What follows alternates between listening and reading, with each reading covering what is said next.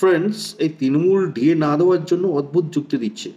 বলছে যে যারা সরকারি চাকরি করে তাদের নাকি মায়না অনেক বেশি, সেই কারণে তাদের নাকি ডিএটা অপশনাল, তাদের নাকি ডিএ প্রয়োজন নেই, তাদের ডিএটা অপশনাল, তাদের যা দেওয়া হবে তাই তাদের নিতে হবে। হ্যাঁ, তো তাদের মায়না অনেক বেশি বলে তাদের ডিএটা অপশনাল। আর বিষয়টা এরকমভাবে জাস্টিফাই করছে, এই বেসরকারি চাকরিজীবীদের সঙ্গে জাস্টিফাই করছে বিষয়টা।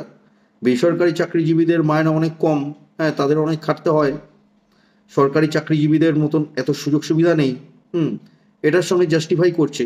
কিন্তু আমার যেটা বলার বিষয়, এই যে তৃণমূল এই কথাটা বলছে সরকারি চাকরিজীবীদের মায়না অনেক বেশি, তাই ডিএটা অপশনাল, হ্যাঁ, এরকমটা করে এই যে যারা বেসরকারি চাকরিজীবী, যাদের মায়না কম বলছে তৃণমূল, তাদের কি কোনো হেল্প হচ্ছে? হুম, এই যে সরকারি চাকরিজীবীদের ডিএটা বন্ধ করে বেসরকারি চাকরিজীবীদের কি কোনো হেল্প হচ্ছে? কোনো কি হেল্প করছে তৃণমূল? কোনো তো হেল্প করছে না। কি করছে? এই সরকারি চাকরিজীবীদের ডিএগুলো নিজেরা লুট করছে, তৃণমূল লুট করছে, লুট করছে, আর এরকমভাবে জাস্টিফাই করছে বেসরকারি চাকরিজীবীদের সাথে। হুম, আর বলে দিচ্ছে সরকারি চাকরিজীবীদের মায়না বেশি, তাই ডিএ দেবে না, ডিএটা অপশনাল। বুঝে নাও একবার, তৃণমূলকে তারাও তৃণমূল লুট করার জন্য এই সমস্ত অদ্ভুত অদ্ভুত কথা বলছে। এটা হচ্ছে বিষয়।